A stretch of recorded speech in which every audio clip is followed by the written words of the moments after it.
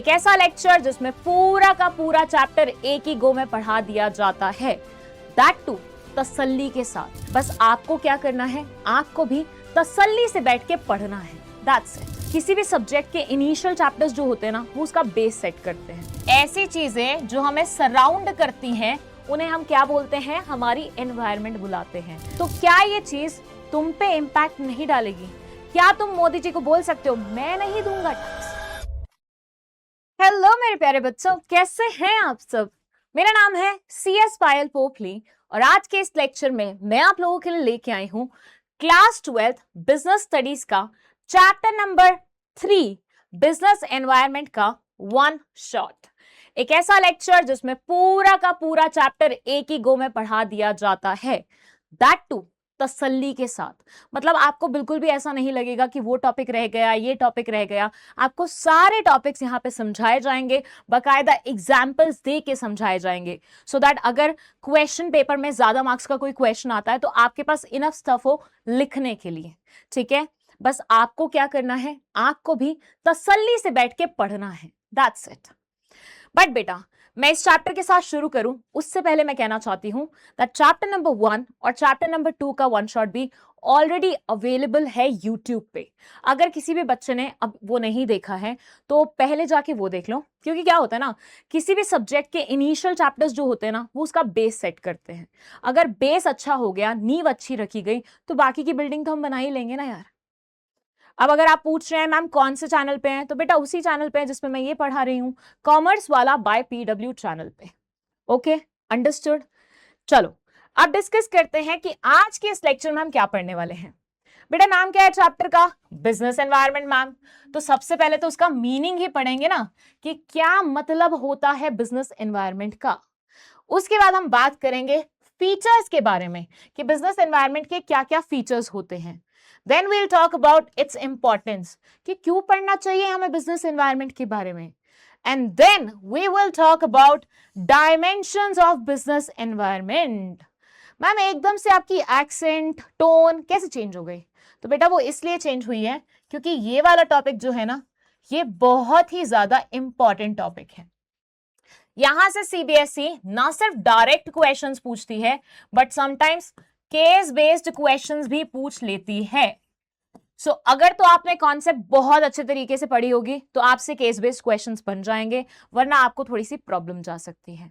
इसलिए पढ़ना तो तुम्हें सारे ही अच्छे से है, लेकिन ये वाला टॉपिक ना एक्स्ट्रा फोकस से पढ़ लेना। ओके, लास्ट टॉपिक है हमारा डिमोनेटाइजेशन, जिसमें हम समझेंगे कि डिमोनेटाइजेशन होता क्या है, कब आया था इंडिया में, क्यों आया था, उससे क्या फर्क पड़ा।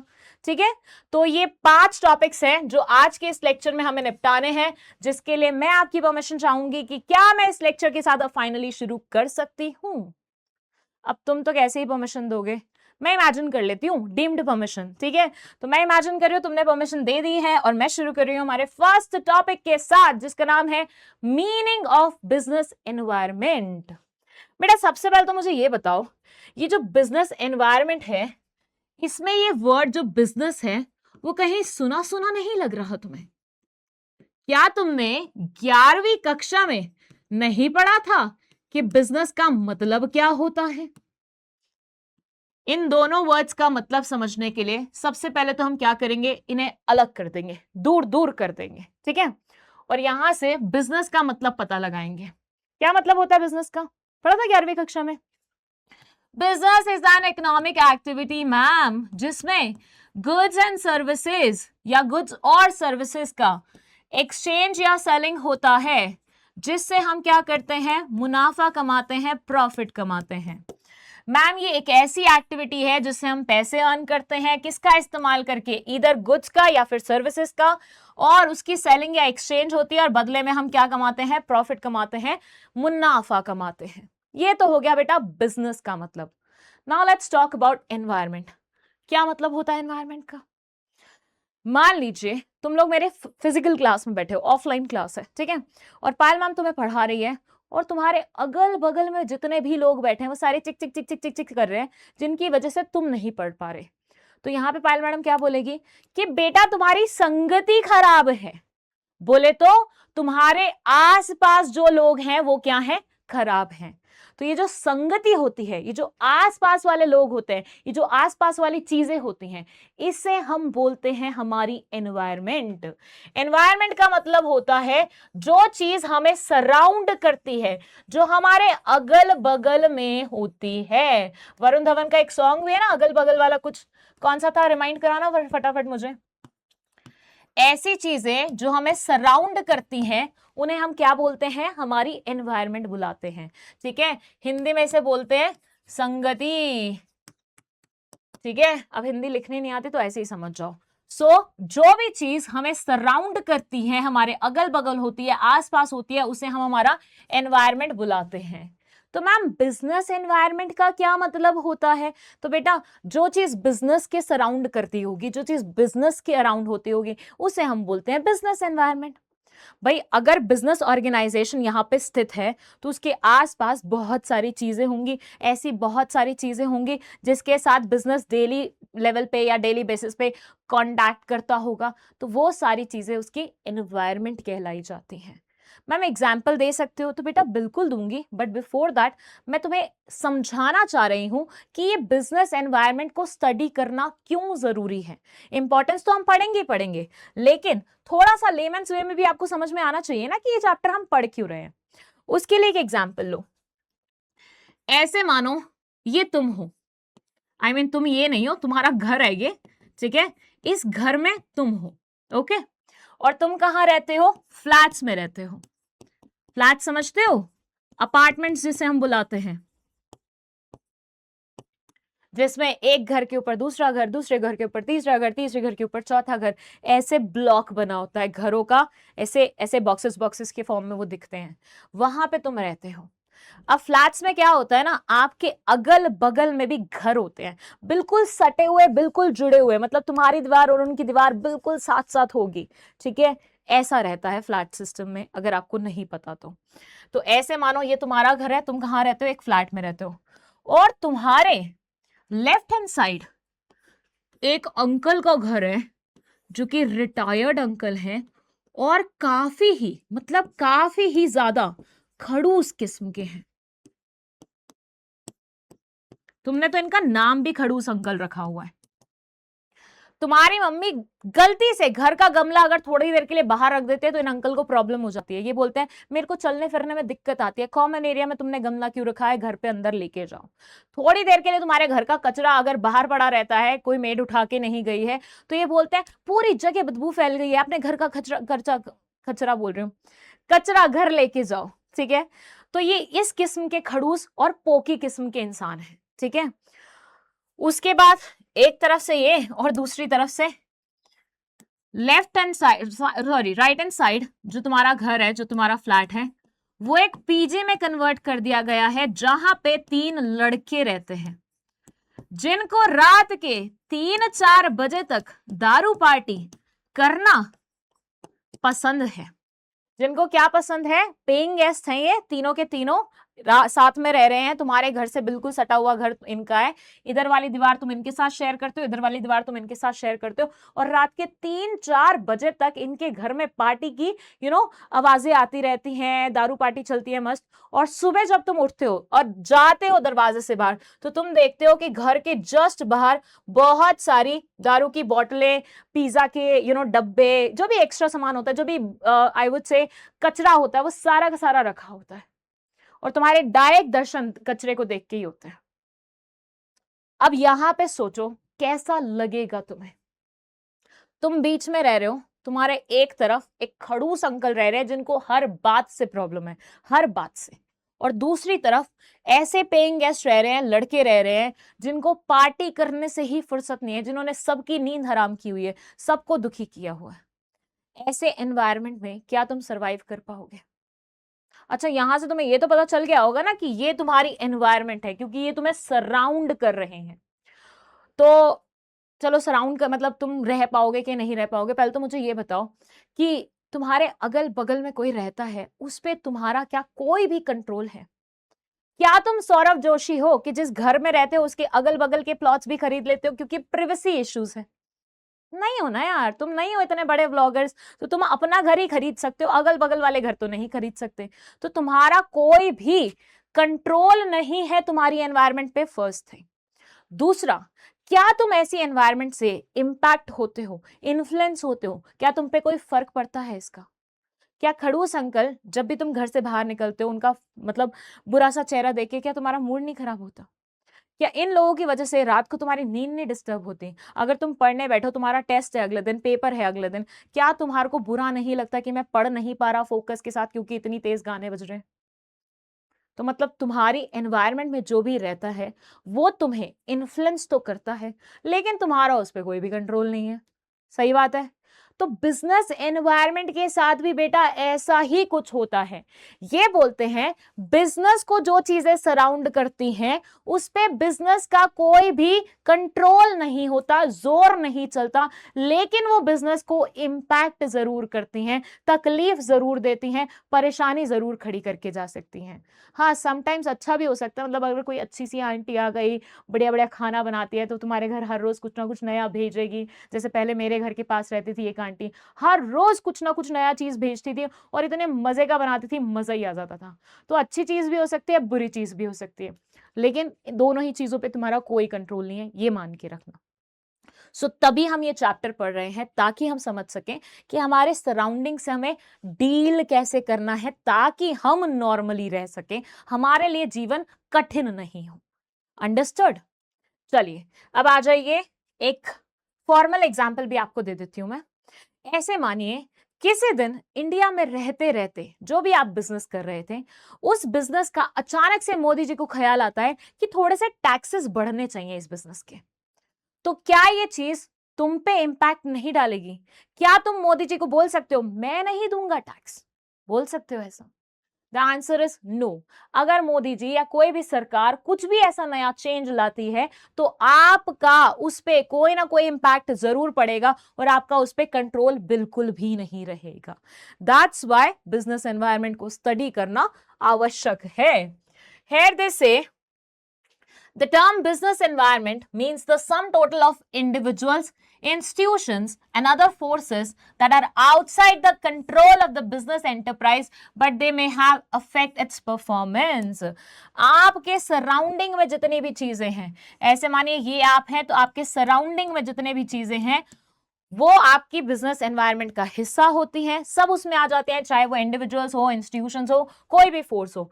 इन सब पे आपका कोई कंट्रोल नहीं होता, लेकिन ये आपकी परफॉर्मेंस को इंपैक्ट जरूर करती हैं, अफेक्ट जरूर करती हैं। जब भी आप बिजनेस एनवायरनमेंट के बारे में बता रहे होंगे, ये कुछ कीवर्ड्स हैं जो मैंने हाईलाइट किए हैं, ये जरूर लिखेंगे। अंडरस्टूड?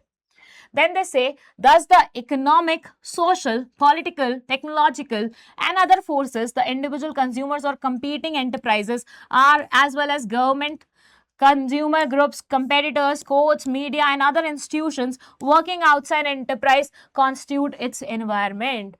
मैम कौन कौन आता है एनवायरनमेंट में? तो बेटा एक एक करके सारी चीजें देख लो। ये सारी चीजें आपके एनवायरनमेंट का हिस्सा होती हैं, ये सारी चीजें वन बाय वन आपके एनवायरनमेंट में आती हैं। अगर अब आपको इसको अच्छे तरीके से प्रेजेंट करना है तो व्हाट यू कैन डू, जितनी भी चीजें लिखी हुई है ना वो पॉइंटर्स में मेंशन कर देना, उससे तुम्हारा आंसर बहुत ही खूबसूरत दिखेगा। ठीक है, तो साथ ही साथ मैं आपको ये भी बता रही हूँ कि प्रेजेंटेशन स्किल्स पे आपको भी मतलब थोड़ा थोड़ा वर्क करना चाहिए, और वो मैटर भी करती है पेपर में। अंडरस्टूड? सो ये होता है बिजनेस एनवायरनमेंट। मैम क्या होता है? एक ऐसा सराउंडिंग जिसके अंदर बिजनेस वर्क कर रहा होता है, जिसका उस पर कोई कंट्रोल नहीं होता, लेकिन इंपैक्ट जरूर करती है इसकी परफॉर्मेंस को, उसको हम बिजनेस एनवायरनमेंट बोलते हैं। चलिए इसी बात पे हम आ जाते हैं हमारे सेकेंड टॉपिक पे, जो कि है फीचर्स ऑफ बिजनेस एनवायरनमेंट। यहां पे देखिए there are multiple points, 7 total points हैं फीचर्स में जो आते हैं। फर्स्ट है हमारा totality of external forces, second है specific and general forces, third है इंटर रिलेटेडनेस, फोर्थ है डायनामिक नेचर, फिफ्थ है अनसर्टेनिटी, सिक्स्थ है कॉम्प्लेक्सिटी, और सेवेंथ है रिलेटिविटी। वन बाय वन अब हर एक पॉइंट को हम यहां पे समझेंगे एग्जाम्पल्स की मदद के साथ, और शुरू करते हैं हम हमारे फर्स्ट टॉपिक के साथ, that is totality of external forces.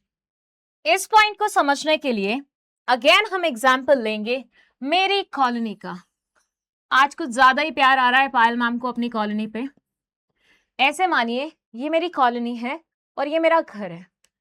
अब मेरे एरिया में एक स्विमिंग पूल बना हुआ है, एक जिम बना हुआ है, एक कम्युनिटी हॉल है जहां पे सारी इवेंट्स होती हैं, दूसरी तरफ कुछ बंगलोज बने हुए हैं, डुप्लेक्सेस बने हुए हैं, और इस तरफ है रेलवे ट्रैक।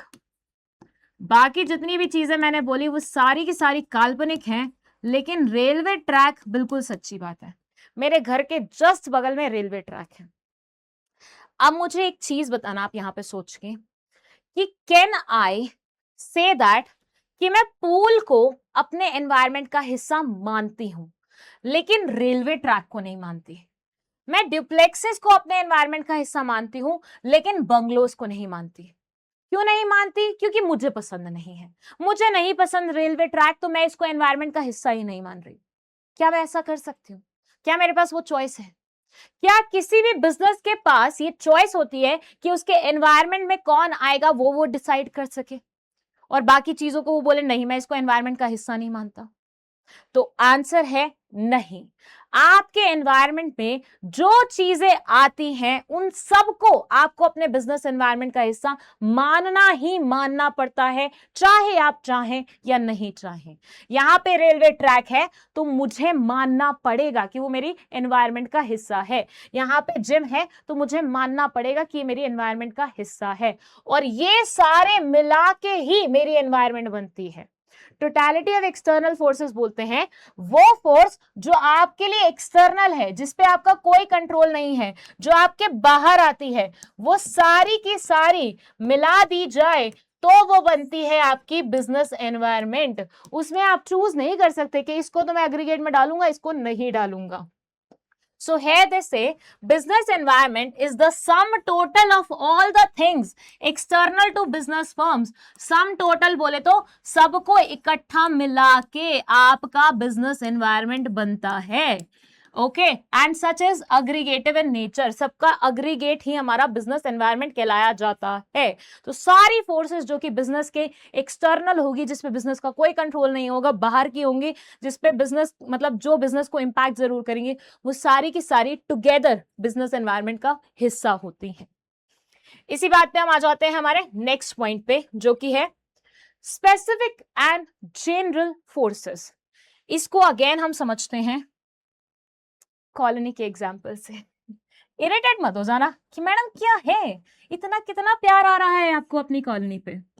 ऐसे मानिए ये आपकी पायल मैम का घर है और पायल मैम के घर के जस्ट बगल में, मतलब कॉमन दीवार ऐसे मानो, एक आंटी रहती है, या आई शुड से एक धार्मिक आंटी रहती है, जो हफ्ते के 7 दिन में से 4 दिन अपने घर में भजन कीर्तन करवाती रहती हैं।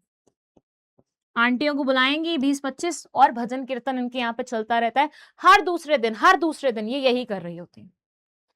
अब आप मुझे एक बात बताओ, ये मेरी कॉलोनी है, कॉलोनी के इस हिस्से में हम आते हैं, बाकी हिस्सों में भी अलग अलग घर आते हैं। ये बात मुझे आपसे जाननी है कि जो भजन कीर्तन हो रहा है, जो ये भजन कीर्तन का आवाज आ रहा है, उससे मैं इंपैक्ट होंगी या पूरी कॉलोनी इंपैक्ट होगी? माइक वाइक नहीं यूज कर रही, ऐसी ही औरतें बैठ के वो जब बजा रही हैं, क्या बजाते हैं उसको, ढोलक बजा रही हैं और आवाज अपनी ऐसी नॉर्मली यूज कर रही हैं। अब बताओ कॉलोनी वाले क्या इन्फ्लुएंस होंगे इस चीज से, या सिर्फ मैं इन्फ्लुएंस होंगी? ऑब्वियसली सिर्फ मैं इन्फ्लुएंस होंगे। क्यों? क्योंकि हमारी तो दीवार ही कॉमन है, हम तो अगल बगल में रहते हैं। तो ये अगर माइक नहीं भी इस्तेमाल करेंगी तो भी इनके घर की आवाज मेरे घर में तो आ ही जाएगी।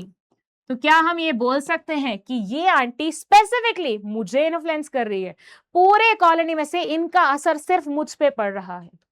मानते हैं? वहीं पे अब मानिए कॉलोनी के कॉमन एरिया में भजन कीर्तन हो रहा है, बीचों बीच जहां से माइक्स के, मतलब यहां पे माइक लगे हुए हैं, थोड़े बड़े लेवल का फंक्शन था, जहां से सबके घर में इक्वली आवाज जा रही है। तो क्या ये चीज अब स्पेसिफिकली मुझे इन्फ्लुएंस कर रही है? सोच के देखो, या ये सबको इन्फ्लुएंस कर रही है? कॉलोनी में जितने भी लोग रहते होंगे, क्या वो सब इम्पैक्ट नहीं होंगे इस चीज से? क्योंकि भजन कीर्तन कहाँ हो रहा है? बिल्कुल बीचों बीच हो रहा है, माइक के साथ हो रहा है, सबके घरों में आवाज जा रही है। हो गए होंगे, सारे इन्फ्लुएंस हो रहे होंगे। तो यहाँ पे हम बोल सकते हैं कि ये चीज स्पेसिफिकली मुझ पे असर डाल रही है, क्योंकि ये बिल्कुल मेरे बगल वाली चीज थी। लेकिन ये चीज सबको इम्पैक्ट कर रही है, क्योंकि ये सबके लिए ही हो रही है। तो बेटा देखो, बिजनेस एनवायरनमेंट में भी ऐसा ही होता है। बिजनेस एनवायरनमेंट में कभी कभी ऐसे चेंजेस आते हैं जो सिर्फ आपको इम्पैक्ट करेंगे, जिसका फर्क सिर्फ आप पे पड़ेगा। लेकिन कभी कभी ऐसे चेंजेस आते हैं जिसका फर्क सब पे पड़ता है। फॉर एग्जाम्पल, आप ऐसे मानिए, आपका जो सप्लायर था वो आपके पैसे लूट के भाग गया। सप्लायर जानते हैं ना कौन होता है? जो आपको रॉ मटेरियल सप्लाई करता है। तो आपको रॉ मटेरियल जो सप्लाई करता था इंसान, वो आपके पैसे लूट के भाग गया, इंडिया से ही बाहर भाग गया। तो इसका इंपैक्ट किस पे पड़ेगा? तुम्हारे पड़ोसी पे पड़ेगा कि नहीं पड़ेगा? नहीं पड़ेगा। तो ये जो चीज हो रही है बिजनेस एनवायरनमेंट में, इसका सिर्फ फर्क तुम पे पड़ रहा है। स्पेसिफिकली ये तुमको इंपैक्ट कर रही है। वहीं पे अगर गवर्नमेंट क्या करती है, नया टैक्स ला देती है या टैक्स रेट इंक्रीज कर देती है, इसका फर्क क्या स्पेसिफिकली तुम पे पड़ेगा या सब लोगों पे पड़ेगा? मैम सब लोगों पे पड़ेगा। तो बेटा ये हो गई जनरल फोर्स। स्पेसिफिक फोर्स वो फोर्स होती है जो बिजनेस एनवायरनमेंट में सिर्फ आपको इंपैक्ट करती है, उसका फर्क सिर्फ आप पे पड़ता है। और जनरल फोर्स वो फोर्स होती है जो सबके ऊपर इंपैक्ट डालती है, जो सबके ऊपर इंपैक्ट डालती है। अंडरस्टूड? अब अगर इसकी एक्सप्लेनेशन तुम्हें पढ़ाऊं तो यहां ये बोलते हैं, business environment includes both specific and general forces. Business environment में स्पेसिफिक फोर्स भी आती है और जनरल फोर्स भी आती है। Specific forces such as investors, customers, competitors, and suppliers affect individual enterprises directly and immediately in their day-to-day working. Specific forces जो होती हैं, जिसमें से कुछ एग्जाम्पल इन्होंने लिखे हैं, like your investors. तुम्हारे सारे इन्वेस्टर्स सोचे चलो अपने पैसे वापस निकाल लेते हैं, इनके शेयर्स वापस कर देते हैं। तुम पे फर्क पड़ेगा कि नहीं पड़ेगा? डायरेक्टली फर्क पड़ेगा। किसी और पे फर्क पड़ेगा? नहीं पड़ेगा। तुम्हारे कस्टमर्स सोच रहे हैं कि नहीं किसी और प्रोडक्ट को खरीदना शुरू कर देते हैं, आपसे इनके प्रोडक्ट नहीं खरीदेंगे, किसको फर्क पड़ेगा? डायरेक्टली तुम्हें फर्क पड़ेगा। तुम्हारे कंपेटिटर्स मान लो कोई नई स्कीम ले आते हैं, किसको फर्क पड़ेगा? तुमको फर्क पड़ेगा। तुम्हारे सप्लायर्स भाग जाते हैं तुम्हारा पैसा लूट के, किस पे फर्क पड़ेगा? तुम पे फर्क पड़ेगा। तो ऐसी जितनी भी स्पेसिफिक नेचर की फोर्सेस होती हैं वो आपके ऑर्गेनाइजेशन को डायरेक्टली इंपैक्ट करती है, डायरेक्टली इन्फ्लुएंस करती हैं and immediately in their day to day working, आपके डे टू डे वर्किंग पे फर्क डालेंगी। General forces such as social, political, legal, and technological conditions have impact on all business enterprises and thus may affect an individual firm only indirectly. ये individual firms को indirectly ही influence कर सकते हैं, क्योंकि इसका impact सब पे पड़ता है। जैसे मान लीजिए पहले रोटी हाथ से बनाई जाती थी लोगों द्वारा, है ना? अब रोटी बनाने की मशीन आ गई है। पहले कपड़े हाथ पे धोए जाते थे, अब कपड़े धोने के लिए वॉशिंग मशीन आ गई है। उसके साथ साथ बहुत सारी और एडवांस नेचर की जो मशीनरी होती है वो सब आ गई है। तो अगर ऐसा कुछ भी आता है तो वो सबको इम्पैक्ट करेगा, स्पेसिफिकली तुमको इम्पैक्ट नहीं करेगा, ठीक है? बाकी और ये क्या लिखे हुए हैं, सोशल, पॉलिटिकल, लीगल, टेक्नोलॉजिकल, ये जब हम डायमेंशंस पढ़ रहे होंगे ना वो और ज्यादा क्लियर हो जाएंगे आपको। अंडरस्टूड? चलो इसी बात पे आ जाते हैं हम हमारे नेक्स्ट टॉपिक पे, जो कि है इंटर रिलेटेडनेस। बेटा कोविड देखा है तुमने? है हो गए तुम शायद उस टाइम पे 7वीं 8वीं कक्षा में या जो भी है ना? तो कोविड का टाइम देखा है। कोविड के बाद तुमने अचानक से नोटिस किया होगा कि हर एक इंसान अपनी हेल्थ को लेके बहुत ज्यादा अवेयर हो गया। मतलब I don't know about your house, मेरे घर वाले तो बहुत हो गए, स्पेशली माय ब्रदर। आज की डेट में वो जब भी कोई भी सामान खरीदने जाता है वो चेक करता है, नो पाम ऑयल, नो मैदा, नो एडिशनल कुछ भी ऐसे प्रिजर्वेटिव्स वगैरह, तब जाके वो प्रोडक्ट खरीदता है। मतलब आजकल तो उसने हमारी लाइफ इतनी बेसुआदी बना दी है। कल वो केचप का पैकेट लेके आया, वो भी वो ऐसा लेके आया जिसमें ओरिजिनल टोमेटोज डले हुए हैं और कुछ भी ऐसे प्रिजर्वेटिव्स नहीं है। एंड आई वाज लाइक यार ये तो बिल्कुल टेस्टलेस है। बट क्या कर सकते हैं, ये चेंज आया है। कैसे आया है? कोविड आया, एक बीमारी आई और बीमारी में बहुत सारे लोगों को ये समझ में आया कि हम तो हमारी हेल्थ पे ध्यान ही नहीं देते, और जिनकी हेल्थ स्टार्टिंग से थोड़ी खराब होती है उनकी हेल्थ और खराब हो सकती है जब भी कोई ऐसी डिसीज आती है। तो वहां से उनके लाइफस्टाइल में फर्क आया। मतलब एक डिसीज आई और डिसीज ने आपके लाइफस्टाइल में चेंज ला दिया, आप हेल्दी हैबिट्स पे आ गए। आजकल आप बाहर जाते हैं तो आप सैलेड्स खाना पसंद करते हैं, आजकल आप बाहर जाते हैं तो छोले भटूरे नहीं धकते हो, तुम खाते हो बढ़िया बढ़िया पनीर के स्टफ या कुछ भी ऐसा जो अच्छा माना जाता है, जो हेल्दी माना जाता है। करते हो कि नहीं करते हो? मैं भी नहीं करती वैसे तो, लेकिन बोलने के लिए बोलना पड़ेगा ना थोड़ा सा। लोगों के लाइफस्टाइल में काफी हद तक क्या हो गया है, चेंज आ गया है। तो एक चीज की वजह से दूसरी चीज हुई।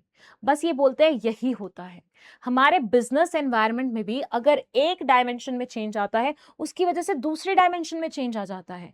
फॉर एग्जाम्पल, पहले हमारी कांग्रेस सरकार थी, ठीक है, तो उस टाइम पे अलग किस्म के लॉज हुआ करते थे। तो पॉलिटिकल सरकार चेंज हुई तो लीगल चीजें चेंज हुई, मतलब जो भी लॉज होते हैं वो लीगल पार्ट में आते हैं और जो भी सरकारें होती हैं वो पॉलिटिकल में आती हैं, ठीक है। अब फिर मोदी आया, मतलब मोदी जी आए तुम्हारे, है ना, मतलब हमारे जो भी है। मोदी जी आए, अब उसकी वजह से अलग किस्म के लॉज आने लग गए, है ना। तो पॉलिटिकल एनवायरनमेंट चेंज हुआ तो हमारे लीगल एनवायरनमेंट पे फर्क पड़ गया। तो ये बोलते हैं सारे एनवायरनमेंट्स एक दूसरे से, सारे डायमेंशन एक दूसरे से काइंड ऑफ रिलेटेड होते हैं, एक पे फर्क आता है तो दूसरे पे उसका इम्पैक्ट देखने को मिलता है। इसी को हम बोलते हैं इंटर रिलेटेडनेस। ऐसे मानिए बहुत ही बचकांड वे में, ये आप है, ये आपका दोस्त है, ठीक है, ये कोई तीसरा कैजुअल फ्रेंड था आपका, इसकी इससे लड़ाई हो जाती है, आपका और इसका भी तो इक्वेशन चेंज हो जाता है। कहीं ना कहीं तुम भी दिल ही दिल में उसको हेट करना शुरू नहीं कर देते कि मेरे बेस्ट फ्रेंड से लड़ लिया, तू जा, तू आज से मेरा दोस्त नहीं है, आता है ना। तो एक की लड़ाई की वजह से आपके ऊपर भी इंपैक्ट पड़ा, इसको बोलते हैं इंटर रिलेटेडनेस, ठीक है। For example, increase life expectancy of people and increase awareness of health care have increase the demand for many health products. जब से लोगों को अपने हेल्थ को लेके रियलाइजेशन हुई है कि थोड़ी बहुत उसका ध्यान रखना चाहिए, केयर करनी चाहिए, तब से हेल्थ प्रोडक्ट्स बहुत ज्यादा बढ़ गए हैं। आज की डेट में देखो, नया जितना भी स्टार्टअप खुल रहा है ना, वो कोई ना कोई हेल्दी चीज को लेके आ रहा है, या तो ऑर्गेनिक वेजिटेबल्स लेके आएगा, या ऑर्गेनिक दालें लेके आएगा, या फिर वो कुछ ऐसे वो लेके आएगा, जैसे पहले क्या होता था, थेपला वेपला जो भी होते थे वो सारे के सारे तले जाते थे, अब सारे वो बेक्ड आते हैं, बहुत सारे चिप्स बेक्ड आने लग गए हैं। तो वो सारी चेंजेस किस वजह से आई हैं? इन्हीं सब चीजों की वजह से आई हैं, ये रियलाइजेशन की वजह से, हेल्दी हैबिट्स की वजह से। अंडरस्टूड। नेक्स्ट है डायनामिक नेचर। अब भाई मैं तुम्हें एक बात बताती हूँ अबाउट माई कॉलोनी, ठीक है। मेरी कॉलोनी में ना मैक्सिमम लोग जो रहते हैं ना, वो बैंक वाले रहते हैं। होता है ना, बैंक वालों को पैसे मिलते हैं हर मंथ रेंट के, है ना। तो हमारी कॉलोनी में ज्यादातर लोग जो रहते हैं वो बैंक वाले रहते हैं। तो ऐसे मानिए, बीच वाला घर मेरा है और अगल बगल वाले सारे घर किसके हैं? अलग अलग बैंकर्स के हैं। यहाँ पे कौन रहता है? आपकी पायल मैम रहती है। अब बैंक वालों के साथ आपको एक चीज पता होगी, हर 3 साल में इनका ट्रांसफर होता है, वो एक प्लेस से दूसरी प्लेस में जाते हैं, प्रमोशन बोलो, ट्रांसफर बोलो, जो मर्जी बोलो, ऐसा होता है। तो हर 3 साल बाद ये जो घर है ये खाली होते हैं, फिर से नए लोग आते हैं, फिर ये 3 साल बाद खाली होंगे, फिर नए लोग आएंगे। तो ऐसे मानो कि अभी जो आंटी रहती है वो बड़ी स्वीट है, बहुत ही ज्यादा स्वीट है, ठीक है। इनके साथ हमारे बहुत अच्छे टर्म्स थे। हम हमारे घर के जो ऐसे डेकोरेशन वाले सामान थे वो भी कई बार बाहर रख देते थे, ये आंटी खुशी होती थी कि अरे कितने सुंदर लग रहे हैं ये सब चीजें, है ना। अब क्या हुआ, 3 साल बाद ये आंटी चली गई और इनकी जगह आ गई कोई खड़ूस सी आंटी, और उनको हर चीज से तकलीफ है। इन्होंने बाहर क्यों रखा हुआ है, अंदर रखो, इन्होंने ये ऐसा क्यों किया हुआ है, ये करो वो करो, ये जगह साफ होनी चाहिए, इस पे कुछ नहीं रखा जाना चाहिए, ऐसा सब बोलना उन्होंने शुरू कर दिया। अब हम क्या करेंगे? हम जाके उनसे लड़ाई थोड़ी ना करेंगे, हम समझेंगे कि भाई 3 साल बाद जो लोग आए हैं नए, वो पहले वाले लोगों के जैसे नहीं हैं, वो अलग हैं। तो हमारे एनवायरनमेंट में बदलाव आया है और हमें वो एक्सेप्ट करना पड़ेगा अगर हमें शांतिपूर्वक रहना है। तो बेटा यही होता है बिजनेस एनवायरनमेंट में भी। जैसे ये आंटी बदल के ये वाली आंटी आ गई, वैसे ही बिजनेस एनवायरनमेंट में बहुत सारी चीजें बदलती रहती हैं वक्त के साथ। अगर हम वक्त के साथ उस चीज को अडेप्ट नहीं करते, एक्सेप्ट नहीं करते, तो हम पिछड़ जाते हैं। अंडरस्टूड? सो दे से जो हमारा बिजनेस एनवायरनमेंट है वो डायनामिक नेचर का है। डायनामिक का मतलब होता है बदलता रहता है, बदलता रहता है। ठीक है, business environment is dynamic in that it keeps on changing whether in terms of technological improvement, shifts in consumer preferences और entry of new competition in the market. पहले हमारी कॉलोनी में 4 दुकानें थी, ठीक है, तो वो 4 एक दूसरे के कंपेटिटर्स थे। अब एक और दुकान खुल गई है, 5वां कंपेटिटर आ गया। So you have to be ready for that. ये चेंज आया है आपके एनवायरनमेंट में। पहले चीजें हम हाथ से बनाया करते थे, पापड़ बनाने होते थे वो भी हम हाथ से बनाते थे। अब पापड़ बनाने की भी मशीनें आ गई हैं, नमकीनें बनाने की मशीनें आ गई हैं। ये भी क्या है, एक बदलाव है। और अगर आप उसके साथ नहीं अडेप्ट करेंगे तो कहीं ना कहीं पिछड़ जाएंगे। पहले आप हाथ से रोटी बनाते थे फॉर से लंगर के लिए, तो आप 1 मिनट में 1 रोटी बना पाते थे। लेकिन अब मशीन आ गई है तो वहां पे 1 मिनट में 100 रोटियां बन जाती हैं। अगर आप वो मशीन नहीं खरीदेंगे तो आप पिछड़ जाएंगे। बाकी लंगरों में 1-1 मिनट में इतनी इतनी रोटी मिल रही होगी और आपके लंगर में 1 रोटी बन रही होगी। जब भी एनवायरनमेंट में बदलाव आता है आपको वो एक्सेप्ट करना पड़ता है और आपको उसके अकॉर्डिंग अपने अंदर चेंज लाना पड़ता है। और बिजनेस एनवायरनमेंट हमेशा बदलता ही रहता है। एक और एग्जाम्पल हो सकता है, पहले लोग अनहेल्दी फूड खाते थे, आज की डेट में हेल्दी फूड खाते हैं। पहले लोग साड़ियां पहनना ज्यादा प्रेफर करते थे, आज की लड़कियां क्रॉप टॉप्स पहनना ज्यादा पसंद करती हैं। ठीक है, इन सारी चीजों का आपके बिजनेस पे इंपैक्ट डलेगा, ये मान के रखना। ठीक है, नेक्स्ट है हमारा अनसर्टेनिटी। इसका मतलब क्या होता है, जो चीज सर्टेन नहीं होती उसको हम बोलते हैं अनसर्टेन। मैम सर्टेन का मतलब क्या होता है कि भाई वो ऐसे होगी ही होगी, कि ऐसा होना ही होना है, उसको हम बोलते हैं सर्टेन है। ये कल बारिश आनी ही आनी है नो मैटर व्हाट। क्यों? क्योंकि रात भर से बारिश चल रही है और आएगी। ऐसे ऐसे तो बोल नहीं सकते, वैसे गलत एग्जाम्पल हो गया थोड़ा सा, है ना। बारिश तो अनप्रेडिक्टेबल वाली चीज है। मैं बोलूं कल मेरी क्लास होने वाला है, वो भी अनप्रेडिक्टेबल है। कोई ऐसी चीज जो कल पक्का होगी, कुछ भी ऐसा इमेजिन कर लो, ठीक है। तो जो चीज कल पक्का होगी वो सर्टेन है, कल पक्का नहीं होगी वो अनसर्टेन है। सिंपल सी बात। Business environment is largely uncertain as it is very difficult to predict future happenings. Business environment जो हमारा होता है वो बहुत ज्यादा uncertain होता है, हमें नहीं पता कल क्या हो जाए, क्योंकि फ्यूचर किसने देखा है यार। हम आत्मज्ञानी थोड़ी ना है कि हमें फ्यूचर के बारे में पहले से पता है। वो तो एस्ट्रोटॉकर्स को पता होगा ना, एस्ट्रोलॉजर्स को। एस्ट्रोटॉकर प्रमोशन कर दी क्या मैंने? Anyways, business environment is largely uncertain, वो बहुत ज्यादा अनसर्टेन होती है, जिसमें हम एक एग्जांपल ले सकते हैं, किसका? नोकिया जी का। भाई एक जमाना होता था नोकिया ना मार्केट का किंग माना जाता था। मतलब ऐसा बोला जाता था कि नोकिया है तो भैया आप अच्छे लेवल के इंसान हो। ठीक है, मतलब इतने स्ट्रॉन्ग फोन्स आते थे कि हर बंदे के हाथ में एक नोकिया का फोन मिल ही जाता था। फिर क्या हुआ, वक्त बदल गया, चीजें बदल गई, स्मार्टफोन्स आ गए, है ना। जब स्मार्टफोन्स आए तो नोकिया का मार्केट थोड़ा थोड़ा क्या होने लग गया, कम होने लग गया। तो क्या हुआ, नोकिया ने अपने अंदर चेंजेस नहीं लाए इसके अकॉर्डिंग। प्लस नोकिया ने ये चीज देखी भी नहीं, नोकिया ने सोचा भी नहीं कुछ बदलाव लाया जा सकता, मतलब आया जा सकता है। तो इस वजह से कहीं ना कहीं वो थोड़ा सा पिछड़ गया। तो बिजनेस में ये बोलते हैं हर चीज अनसर्टेन है, कल क्या हो जाए आपको नहीं पता। तो आपको ट्रैक रखना पड़ेगा, नजर रखनी पड़ेगी, तभी आप उसके अकॉर्डिंग अडेप्ट कर पाएंगे, अपने अंदर चेंज ला पाएंगे। अंडरस्टूड? चलिए, नेक्स्ट पॉइंट है हमारा कॉम्प्लेक्सिटी। ये बोलते हैं देखो एनवायरनमेंट हमारा एक चीज से तो मिलके बना नहीं है, 100 चीजों से मिलके बना है ना। हमारे एनवायरनमेंट में हमारा जिम भी आ जाता है, पूल भी आ जाता है, हमारा रेलवे ट्रैक भी आ जाता है, हमारे बगल वाली अंकल आंटीज भी आ जाते हैं। तो इतने सारे चीजें अगर साथ में मिल जाएंगी तो बहुत ज्यादा कॉम्प्लेक्स नहीं हो जाएगा। इधर से पूल में बच्चों की चिल्लाने की आवाज आ रही है, इधर पार्क की आवाज आ रही है बच्चों के खेलने की, उधर से आंटी के घर का कीर्तन आ रहा है, उधर से कुछ और आ रहा है। कितनी कॉम्प्लेक्सिटी बढ़ जाएगी, बढ़ जाएगी कि नहीं बढ़ जाएगी? तो वही चीजें यहाँ पे बोल रहे हैं कि environment is a complex phenomena that is relatively easier to understand in parts but difficult to grasp in its totality. एक एक चीज को समझने की कोशिश करो तो वो फिर भी पॉसिबल है, लेकिन सारी चीजों को एक साथ ला दो, तो वो तो भैया थोड़ा सा इम्पॉसिबल हो जाएगा तुम्हारे लिए, ठीक है। For example, it may be difficult to know the extent of relative impact of the social, economic, political, technological and legal factors on change in demand of the product in the market. ये बोलते हैं कि socially कोई भी change आ रहा है, society का कोई चेंज आ रहा है या टेक्नोलॉजी में कोई चेंज आ रहा है, तो उसे इंडिविजुअली तो हम फिर भी थोड़ा बहुत समझ सकते हैं, लेकिन अगर सारे चेंजेस को एक साथ ला दो, सारी चीज़ों को एक साथ रख दो, तो थोड़ा सा समझना मुश्किल हो जाता है, चीज़ें हमारे लिए कॉम्प्लेक्स हो जाती है। कॉम्प्लेक्स का मतलब होता है मुश्किल हो जाना, ठीक है। एंड नेक्स्ट और लास्ट है हमारा रिलेटिविटी। क्या आपको पता है, क्या आपने एसएसटी में कभी पढ़ा है कि फ्रांस में ना, आप कभी भी अगर मार्केट निकलते हैं या कभी भी सड़क पे निकलते हैं पब्लिक जगह पे, तो ऐसी कोई भी चीज आप अपने साथ कैरी नहीं कर सकते हो जो आपका रिलीजियस सिंबल हो या आपके रिलीजन को शो करता हो। फॉर एग्जाम्पल, अगर एक मुस्लिम वुमेन है वो बुर्का नहीं पहन सकती, एक हिंदू मैन है तो वो तिलक नहीं लगा सकता, एक सरदार है तो वो अपनी किरपान कैरी नहीं कर सकता।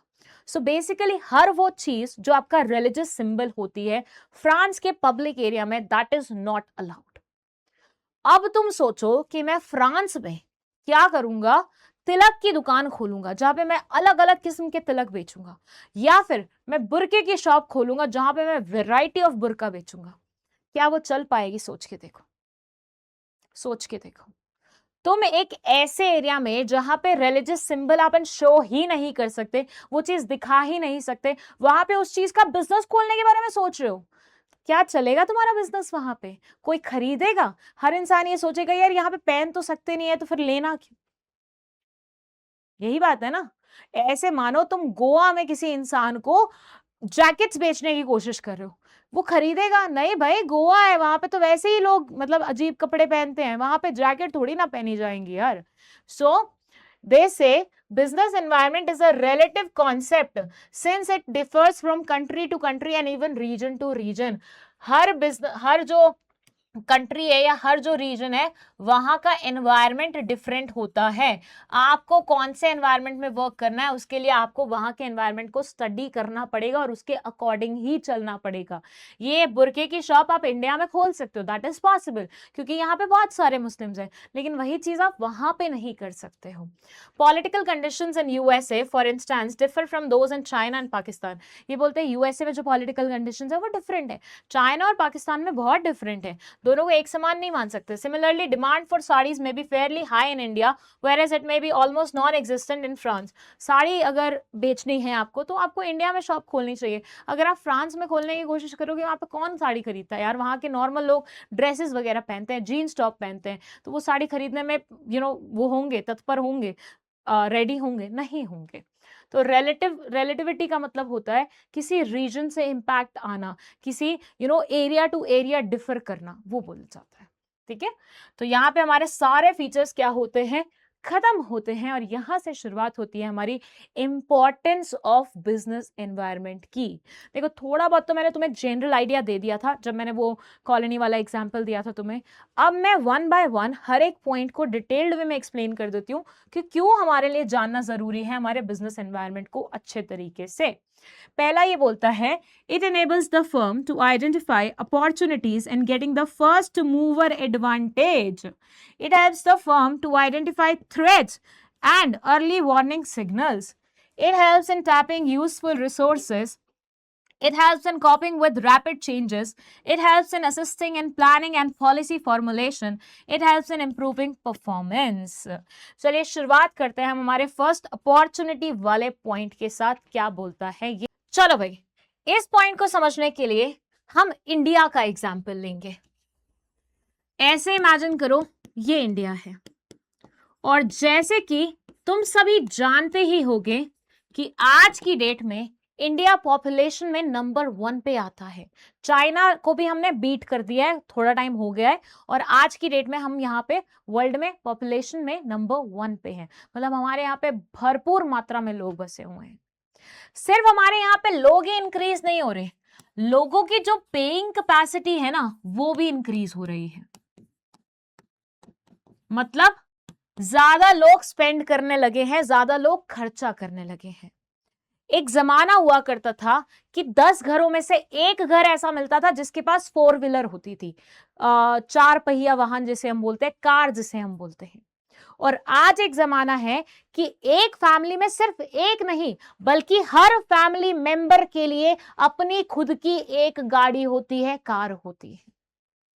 अब एक चीज मुझे यहां पे आप बताना, क्या हमारे यहाँ की सड़कें इंक्रीज हुई हैं?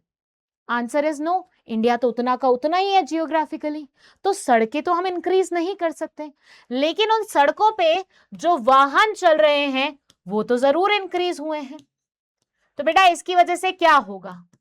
मैडम इसकी वजह से ट्रैफिक जैम होगा। तो क्या मैं ऐसा बोल सकती हूं कि मेरा एनवायरनमेंट बदल रहा है? मैं अगर आपको अपना पर्सनल एग्जांपल दूं, मेरे घर के बाहर जो रोड है जो कि एक मार्केट तक हमें कनेक्ट करती है, पहले वो खाली रहती थी, खाली मतलब मैंने अपनी स्कूटी चलाने की प्रैक्टिस उस सड़क पे की है, और आज की डेट में वो आधे किलोमीटर की रोड को अगर मेरे को क्रॉस करना होता है ना, मुझे 10 से 15 मिनट तो मिनिमम लगते हैं। ये हालत हो गई है। तो ये क्या है? ये हमारा एनवायरनमेंट बदल रहा है। अब हम नॉर्मल लोग क्या करते हैं, इस एनवायरनमेंट को बदलते हुए देख के फ्रस्ट्रेट होते हैं, लेकिन जिसका बिजनेस माइंड होता है ना, वो यहाँ पे अपने लिए आइडिया ढूंढता है। वो यहाँ पे देखता है कि कैसे मैं इसको अपने बिजनेस के लिए यूज कर सकता हूं, और वो आइडिया ढूंढा एमजी मोटर्स ने। वो आइडिया किसने ढूंढा? एमजी मोटर्स ने। इस ब्रांड ने क्या किया, इसने एक गाड़ी लाई जिसको हम बुलाते हैं कॉमेट। देखी होगी आपने एमजी कॉमेट। एक दरवाजा है उसका, पर 4 सीटर गाड़ी है और छोटी सी है, क्यूट सी है। आपकी पायल मैडम के पास भी है। अब ये गाड़ी ने आके क्या चेंज किया वो समझो। जहां पे सड़क पे बड़ी बड़ी गाड़ियां थी, वहां पे ये छोटी सी क्यूट सी गाड़ी आई जो कहीं से भी निकल जाती है। कितने भी ट्रैफिक में आप क्यों ना हो, साइड निकालोगे, जैसे स्कूटी से अपन कहीं साइड मार के कट मार के निकल जाते ना, बिल्कुल वैसे इससे भी कट मार के आप निकल सकते हो। आपको ट्रैफिक जाम का सामना करना ही नहीं पड़ेगा। और मैं आपको एक चीज बताऊं, इंडिया में आज की डेट में ये गाड़ी भर भर के बेची जा रही है, खरीदी जा रही है।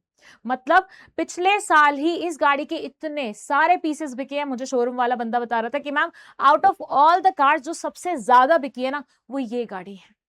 वाई? बिकॉज ये गाड़ी सबके लिए बहुत कन्वीनियंट है, बहुत आसानी से आप इसको इस्तेमाल कर सकते हो ट्रैफिक जैम के टाइम पे। तो बेटा आपने क्या किया, मतलब आपने एज एन एमजी वालों ने क्या किया? आपने तो कुछ नहीं किया। एमजी वालों ने क्या किया, एक जो बिजनेस एनवायरनमेंट हमारा बदल रहा था उसमें अपने लिए मौका ढूंढा, अपॉर्चुनिटी ढूंढी, और उस अपॉर्चुनिटी का इस्तेमाल करके उसने एक गाड़ी बना दी जो कि भर भर के सेल हो रही है और एमजी उससे मुनाफा कमा रहा है। ये फायदा होता है अपने बिजनेस एनवायरनमेंट पे नजर रखने का।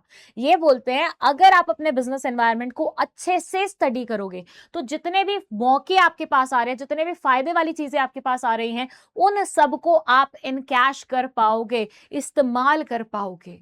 सो है this say opportunities refers to positive external trends और चेंजेस। अपॉर्चुनिटीज का मतलब होता है मौके, आपके लिए जो फायदे वाली चीजें आ रही होती हैं। That will help a firm to improve its performance. इससे क्या होता है, किसी भी फर्म की मदद होती है अपनी परफॉर्मेंस इंप्रूव करने के लिए। Environment provides numerous opportunities for business success.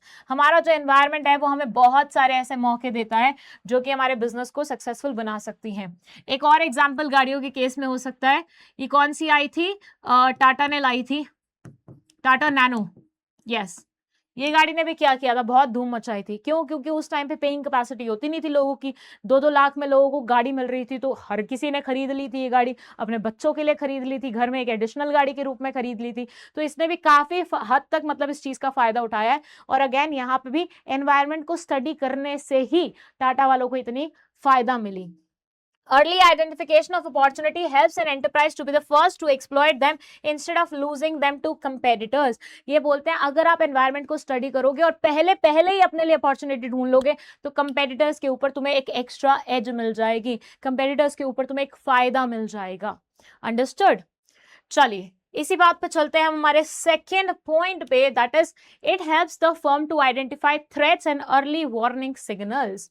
देखिए जैसे हमारे एनवायरनमेंट में हमारे लिए मौके छुपे होते हैं जो कि हमारे लिए पॉजिटिवली काम करते हैं, वैसे ही कई बार एनवायरनमेंट में हमारे लिए नेगेटिव चीजें भी छुपी होती हैं। ऐसी चीजें जो आगे जाके हमें हार्म कर सकती हैं वो भी छुपी होती हैं। तो हमें अगर हमारे एनवायरनमेंट पे नजर रखनी है, और रखनी भी चाहिए, उससे क्या होता है, इन थ्रेट्स के बारे में भी हमें पहले से पता चल जाता है। मैम कैसे, एक एग्जाम्पल दे दीजिए। तो बेटा ऐसे मानिए, आप सब जानते हैं कि आजकल एआई का जमाना है ना, एआई का जमाना है। बहुत सारी जॉब्स जो हैं वो एआई ने खा ली। अगर कोई समझदार इंसान होता और अपने एनवायरनमेंट को अच्छे से स्कैन कर लेता और ये समझ लेता कि एआई आ रहा है बस मेरी जॉब खाने के लिए, मतलब बिल्कुल 3-4 महीनों में ये मेरी जॉब खा जाएगा, तो वो क्या करता, 3-4 महीने पहले ही कुछ साइड ऑप्शन ढूंढना शुरू कर देता, कोई ना कोई ऐसी चीज करना शुरू कर देता जिससे एआई के आने के बाद उस पर बहुत ज्यादा इंपैक्ट नहीं पड़ता। बट जिस इंसान ने ऐसा नहीं किया होगा, एआई ने उसकी जॉब खा ली होगी और वो अब खाली बैठा होगा घर पे। कोविड के टाइम पे, कोविड आने वाला था, बहुत पहले उसकी वार्निंग्स आनी शुरू हो गई थी। कोई भी समझदार इंसान होता तो पहले ही अपने घर का राशन वगैरह भर के रख लेता, लेकिन आपने नहीं भर के रखा तो बाद में वही राशन आपको एक्सट्रीम दामों पे खरीदना पड़ा। तो भाई एनवायरनमेंट को स्टडी करने से ना सिर्फ मौके हमें मिलते हैं, बल्कि जो हमारे लिए नेगेटिव चीजें आ रही होती हैं, जो हमारे लिए थ्रेट्स आ रही होती है, उनके बारे में भी हमें टाइमली तरीके से पता चल जाता है, जिसकी मदद से हम उससे कैसे डील करेंगे वो हम हैंडल कर पाते हैं। सो it says threats refers to external environment trends and changes that will hinder a firm's performance. hinder का मतलब होता है रोकना, ठीक है, रुकावट लाना। तो एक फर्म की जो परफॉर्मेंस है उसको रुकावट ला सकता है थ्रेट, ठीक है। Besides opportunities, environment happens to be the source of many threats. Opportunities तो आती ही है हमारे एनवायरमेंट से, लेकिन कभी कभी थ्रेट्स भी आ जाते हैं। Environmental awareness can help managers to identify various threats on time and serve as an early warning signal. ये बोलते हैं एनवायरमेंटल अवेयरनेस से क्या होता है, मैनेजर्स को मदद मिल जाती है और वो जितनी भी थ्रेट्स आ रही होती हैं उसके बारे में पहले से ही जान लेते हैं और अपनी तरफ से जो भी उसके काउंटर एक्शंस लेने हैं, उसको डील कैसे करना है वो सीख लेते हैं, ताकि बाद में जाके बहुत ज्यादा नुकसान नहीं हो। It helps in tapping useful resources. अब एक बात समझो, मैं यहां रहती हूं, ठीक है, मैं कहां रहती हूं, यहां रहती हूं। मेरे पड़ोस में एक सुनारा रहता है, ठीक है। सुनारा समझते हैं, ज्वेलर, ज्वेलर जो होता है, जो ज्वेलरी का काम करता है, गोल्ड डायमंड सिल्वर किसी का भी, ठीक है। तो मेरे जस्ट पड़ोस में एक सुनारा रहता है जिसके साथ मेरे बहुत अच्छे टर्म्स हैं, मतलब जिसके साथ मेरी बहुत अच्छी वाली दोस्ती है। लेकिन अनफॉर्चुनेटली आपकी पायल मैडम ने कभी उससे पूछा नहीं कि तुम बिजनेस क्या करते हो या काम क्या करते हो। तो मुझे उस इंसान के बारे में पता है, लेकिन मुझे उस इंसान के काम के बारे में नहीं पता है। अब मैं क्या कर रही हूं, पूरे भोपाल में ज्वेलर्स ढूंढ रही हूं जो मुझे सही दाम पे अच्छी क्वालिटी का गोल्ड सप्लाई कर सके, सही दाम पे अच्छी क्वालिटी का गोल्ड सप्लाई कर सके। और मैं ऐसे ही रैंडम किसी ज्वेलर के पास चली गई, उसने मुझे 10 ग्राम गोल्ड 2 लाख रुपए का दे दिया और मैं भी बेवकूफों की तरह खरीद के ले आई 2 लाख रुपए का 10 ग्राम गोल्ड, ये सोच के कि भैया शायद इतने का ही मिलता होगा। यहां पे मैंने क्या गलती की बताइए। यहां बेसिकली मैंने अपने एनवायरनमेंट को स्कैन नहीं करा। मैंने पहली बात ये नहीं देखा कि जो इंसान मेरा इतना अच्छा दोस्त है वो क्या काम करता है। अगर वो मुझे पता होता तो मैं उससे पहले ही पूछ लेती, गोल्ड का क्या रेट चल रहा है, सिल्वर का क्या रेट चल रहा है, तू किस दाम पे दे रहा है, बीइंग अ फ्रेंड तू मुझे क्या डिस्काउंट देगा कि नहीं देगा। ऊपर से इससे नहीं पूछा वो अलग बात है, मैंने और 4 जगह कंफर्म ही नहीं किया कि क्या रेट चल रहा है क्या नहीं चल रहा। इसकी वजह से क्या हुआ, गोल्ड मैंने महंगे दाम पे खरीद लिया। तो ये बोलते हैं सबसे ज्यादा बेवकूफी अगर कोई बिजनेस कर सकता है तो वो यही है कि अपने आसपास पे नजर नहीं रखे, वो ये नहीं देखे कि कौन सा रिसोर्स उसे कहां से मिल सकता है। क्योंकि अगर आप ऐसा नहीं करोगे तो आप हमेशा रिसोर्सेज महंगे दाम पे ही लेके आओगे और कई बार तो तुम्हें ऐसा होगा कि जब जिस रिसोर्स की तुम्हें जरूरत है वो टाइमली मिलेगा ही नहीं, जिसकी वजह से तुम्हारे फंक्शंस भी रुक सकते हैं ऑर्गेनाइजेशन के। सो ये बोलते हैं एक अच्छा बिजनेसमैन वो होता है जो अपने एनवायरनमेंट को अच्छे से स्टडी करता है, ये पहचानता है कौन सा उसका रिसोर्स कहाँ मिल रहा है, किस दाम पे मिल रहा है और उसे कैसे लाया जा सकता है इजीली, ठीक है। तभी वो बिजनेस को अच्छे तरीके से चला पाएगा बिना लॉस कराए हुए बिजनेस का। Environment is a source of various resources. जो हमारा एनवायरमेंट है ना, वो बहुत सारे रिसोर्सेज का सोर्स भी है। हमारे सारे के सारे रिसोर्सेज हमें यहीं से मिलते हैं, चाहे फिर वो मैन हो या फिर वो मटेरियल हो। मैन भी तो एक रिसोर्स है ना, इंसान भी तो एक रिसोर्स है। To engage in any type of activity, या business enterprise assembles various resources. किसी भी अगर बिजनेस एक्टिविटी में एंगेज होना है तो बहुत सारे रिसोर्सेज की आवश्यकता होती है, जो कि आप इजीली टैप कर सकते हैं अगर आप अपने एनवायरनमेंट पे थोड़ी सी नजर रखें। That you can easily tap if you keep an eye on your environment या business environment. Understood? चलिए इसी बात पे चलते हैं हम हमारे नेक्स्ट पॉइंट पे, जो कि बोलता है it helps in coping with rapid changes. देखिए, आप सभी ये बात मानते हैं कि आजकल हमारा जो आसपास वाला एरिया है वो बहुत ही तेजी से चेंज हो रहा है। मतलब हमें पता ही नहीं चलता कब नया एक जेंजी वर्ड आ जाता है, कोई स्लैंग आ जाता है, कोई नई चीज आ रही है, कोई प्रोटेस्ट आ रहा है, पता ही नहीं चलता। मतलब दिनों में बहुत अंतर पड़ जाता है, दिनों में बहुत सारे चेंजेस आ जाते हैं। अब इन सारे चेंजेस के साथ आपको कोप अप करना है, आपको इन सारे चेंजेस को अडेप्ट करना है, आपको अपने बिजनेस को इन सारे चेंजेस के अकॉर्डिंग चलाना है।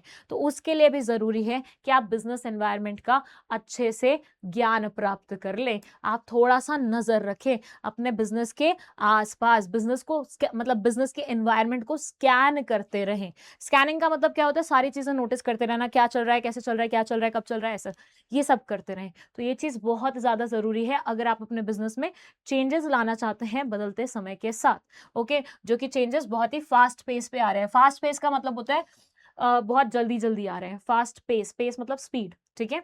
Today's business environment is getting increasingly dynamic where changes are taking place at a fast pace. हमारा जो environment है वो बहुत ही तेजी से बदलता जा रहा है, क्योंकि वो ऑलरेडी डायनामिक था और आजकल तो बहुत ही तेजी से बदल रहा है। और it is not the fact of change itself that is so important as to be based. अगर आपको अपने ऑर्गेनाइजेशन को बिल्कुल अपडेटेड रखना है तो उसके लिए जरूरी है आप इन बदलते टाइम के साथ बदलते रहें। और उसके बाद एक एग्जाम्पल दिया हुआ है, बट आई होप आपको यहाँ से समझ में आ गया हो। टेक्नोलॉजी भी अगर तुम एप्पल का फोन लेने जाते हो, हर साल एप्पल के फोन में कुछ ना कुछ नई वैरायटी आपको देखने को मिलेगी। तो मतलब एक साल में वो इतने बढ़िया बढ़िया चेंजेस ले आते हैं, इतने बड़े बड़े चेंजेस ले आते हैं। तो अगर आपको भी अपने बिजनेस एनवायरनमेंट को चलाना है अच्छे तरीके से, आपको भी अपने बिजनेस को चलाना है अच्छे तरीके से, तो एनवायरनमेंट को अच्छे से स्कैन करके उसमें नजर तो रखनी ही पड़ेगी। नेक्स्ट है हमारा it helps in assisting in planning and policy formulation. सबसे पहले तो बेटा मुझे तुम ये बताओ, प्लानिंग का मतलब क्या होता है? अभी नहीं पढ़ा शायद तुमने ये चैप्टर, नेक्स्ट पढ़ोगे, लेकिन मैनेजमेंट चैप्टर से थोड़ा आइडिया तो लग गया होगा। किसी भी चीज को होने से पहले उसके बारे में प्लान करना, उसके बारे में सोचना, वो हमारा प्लानिंग कहलाया जाता है। मतलब मुझे 4 महीने बाद एक ट्रिप पे जाना है, लेकिन उसके बारे में आज से ही मैं सोचना शुरू कर रही हूं, आज से ही मैं प्रेपरेशन शुरू कर रही हूं, ये मेरी क्या कहलाई जाएगी? प्लानिंग कहलाई जाएगी। तो मतलब काम फ्यूचर में होने वाला है, लेकिन प्लानिंग आप कब कर रहे हो? आज की डेट में कर रहे हो। तो ये बोलते हैं अगर आपको प्लानिंग भी करनी है, अपने ऑर्गेनाइजेशन के लिए पॉलिसीज भी बनानी है, तो उसके लिए भी आपको बिजनेस एनवायरनमेंट का थोड़ा सा ज्ञान प्राप्त करना पड़ेगा। फ्यूचर में क्या चेंजेस आ रहे हैं वो तो आप तभी बता सकते हो ना, अगर आपको पता हो कि आजकल आपको क्या चेंजेस थोड़े बहुत नोटिस होना शुरू हुए हैं, राइट। मतलब अगर मैं देख रही हूँ मेरे आसपास लोग बहुत ज्यादा बीमार पड़ रहे हैं, तो मेरे को ये समझ में आना चाहिए यहाँ से कि शायद कोई नई बीमारी आ रही है। तो यहाँ से क्या होगा? यहाँ से मैं अगले 3-4 महीने के लिए जो भी प्लान्स बनाऊंगी अपने ऑर्गेनाइजेशन के रिलेटेड या अपने पर्सनल रिलेटेड, तो वो मैं थोड़े सोच समझ के बनाऊंगी, इस बीमारी को मतलब इस बीमारी को ध्यान में रख के बनाऊंगी। सो बेसिकली दे से since environment is a source of both opportunities and threats for a business enterprise, its understanding and analysis can be the basis for deciding the future course of action or training guidelines for decision making. क्योंकि हमारा environment हमारे लिए opportunities भी लेके आता है, threats भी लेके आता है, इसलिए फ्यूचर में हम क्या करने वाले हैं उसकी प्लानिंग अगर हम आज बैठ के कर रहे हैं, तो उसके लिए बिजनेस एनवायरनमेंट को हमें अच्छे से स्टडी करना जरूरी है, अति आवश्यक है। लास्ट है इसमें it helps in improving performance. तो मुझे एक बात बताओ, मेरे अगल बगल में जो चीजें चल रही हैं, अगर मैंने अपने आप को उसके अकॉर्डिंग बिल्कुल अडेप्ट कर लिया, मैं बिल्कुल वैसे चल रही हूँ जैसे मेरा एनवायरनमेंट चल रहा है, मैं बिल्कुल अपडेटेड रह रही हूँ, अपग्रेडेड रह रही हूँ, तो ऐसे में क्या मेरा ऑर्गेनाइजेशन ज्यादा से ज्यादा मुनाफा नहीं कमाएगा? क्या मेरा ऑर्गेनाइजेशन लोगों का फेवरेट नहीं बन जाएगा? क्या मेरा ब्रांड लोगों का लॉयल, मतलब लोग उसके लिए लॉयल नहीं बन जाएंगे? बिल्कुल बनेंगे, जिससे अल्टीमेटली क्या होगा, मेरे ऑर्गेनाइजेशन की परफॉर्मेंस भी तो इंप्रूव होएगी ना। सारे रिसोर्सेज मैं क्या कर रही हूँ, सस्ते दामों पर खरीद के ला रही हूँ, सारे अपॉर्चुनिटीज को मैं इनकैश कर रही हूँ, सारे थ्रेट्स के लिए मैं पहले से प्रिपेयर्ड हूँ, तो मेरी परफॉर्मेंस इंडीड वहां से इंक्रीज होएगी, मैं बढ़िया परफॉर्म करूंगी, मेरा ऑर्गेनाइजेशन ज्यादा अच्छा चलेगा। So they say the final reason for understanding business environment relates to whether or not it really makes a difference in the performance of an enterprise. The answer is that it does appear to make a difference. ये बोलते हैं क्या business environment से आपके performance पे कोई भी फर्क पड़ता है? तो ये बोलते हैं yes, the answer is yes, बिल्कुल आपको फर्क देखने को मिलता है। Many studies reveal that the future of an enterprise is closely bound with what is happening in the environment. किसी भी ऑर्गेनाइजेशन का जो फ्यूचर होता है वो एनवायरनमेंट पे बेस्ड होता है। जैसे मैंने आपको थोड़ी देर पहले नोकिया का एग्जांपल दिया था, वहां मैंने आपको क्या बताया था कि भैया नोकिया आज की डेट में अच्छा चल लेता अगर वो अपने एनवायरनमेंट को अच्छे से स्कैन करता रहता, लेकिन उसने वो काम नहीं किया, तो आज की डेट में वो उसको पिवट करना पड़ा, किसी और चीज में जाना पड़ा। अच्छा, by the way, do you know the meaning of this word pivot जो मैंने अभी इस्तेमाल किया? If yes, let me know in the comment section, क्या मतलब होता है पिवट का? डन। चलिए, इसी बात पे हमारा ये वाला टॉपिक भी यहीं पे समाप्त होता है और हम आ जाते हैं हमारे मोस्ट इंपॉर्टेंट टॉपिक पे, जो कि है डायमेंशंस ऑफ बिजनेस एनवायरनमेंट। यहां हम क्या पढ़ेंगे? यहां हम पढ़ेंगे कि कौन कौन सी चीजें मिलके हमारा बिजनेस एनवायरनमेंट बनाती हैं। यस बेटा, यहां आ जाइए। आप देखिए, ये बोलते हैं कि आपका बिजनेस एनवायरनमेंट सिर्फ एक चीज से नहीं बनता, बहुत सारी चीजों से बनता है। जैसे कि इकोनॉमिक फैक्टर्स से बनता है, टेक्नोलॉजिकल फैक्टर से बनता है, सोशल फैक्टर से बनता है, पॉलिटिकल फैक्टर से बनता है और लीगल फैक्टर से बनता है। So basically this is your business organisation. रुको, यहां पे नहीं ड्रॉ करते, हम यहां पे करते हैं। This is your business environment, this is your business environment. तो ये किस किस चीज से मिलके बना है? तो ये बोलते हैं कुछ लीगल फैक्टर से मिलके बना है, कुछ सोशल फैक्टर से, कुछ पॉलिटिकल फैक्टर से, कुछ इकोनॉमिक फैक्टर्स, सबको मिला के कंबाइंड हमारा बिजनेस एनवायरनमेंट बनता है। और अब वन बाय वन हम हर एक फैक्टर को अच्छे तरीके से समझने वाले हैं। And we will start with our first one, that is economic environment. What is the meaning of it? आइए समझते हैं। इकोनॉमिक एनवायरनमेंट को समझने के लिए हम एग्जाम्पल लेते हैं इंडियन व्लॉगर्स का। ऐसे मानिए कि एक जमाना हुआ करता था जब इंडिया में पॉवर्टी प्रिवेल करती थी, मतलब बहुत ही ज्यादा गरीबी थी। आई एम नॉट सेइंग कि आज की डेट में गरीबी नहीं है, आज की डेट में भी काफी हद तक गरीबी है, लेकिन पहले बहुत एक्सट्रीम लेवल पे ही होती थी। तो ऐसे में क्या होता था, कोई भी बड़ा ब्रांड होता था, चाहे फिर वो कार का ब्रांड हो, क्लोथिंग का ब्रांड हो, बैग्स का ब्रांड हो, वो इंडिया में अपना शोरूम नहीं खोलता था। क्योंकि ना यही लगता था ना, कहाँ ये लोग गुची के प्रोडक्ट्स खरीद पाएंगे, कहाँ ये लोग लुइस के प्रोडक्ट खरीद पाएंगे, कहाँ ये मर्सिडीज गाड़ी खरीद पाएंगे, पुअर बेचारे ऐसा ही सोचते होंगे ना।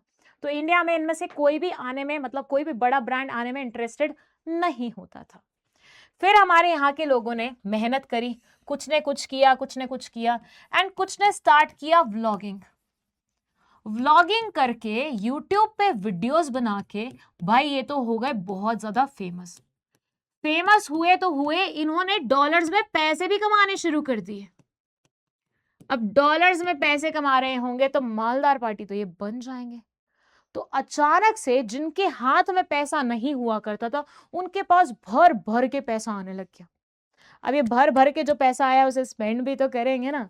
किस चीज पे स्पेंड करेंगे? बड़े बड़े ब्रांड्स पे स्पेंड करेंगे। तो आपने देखा होगा ज्यादातर व्लॉगर्स क्या करते हैं, नंबर ऑफ गाड़ियां खरीदते हैं। मतलब सौरभ जोशी का ही एग्जांपल दूं तो भाई उसके पार्किंग स्पेस में देखो 15-20 गाड़ियां तो आपको वैसे ही दिख जाएंगी। तो इतनी सारी गाड़ियां एक इकलौते इंसान ने खरीदी, क्यों? क्योंकि उसके पास इनकम ज्यादा बढ़ गई। तो उस अकेले इंसान ने इतनी सारी गाड़ियों की डिमांड बढ़ा दी। अपनी पत्नी को अगर वो बैग्स गिफ्ट करता होगा तो वो गुची वुची के नीचे थोड़ी ना कुछ करता होगा, इससे बड़े ही ब्रांड्स गिफ्ट करता होगा।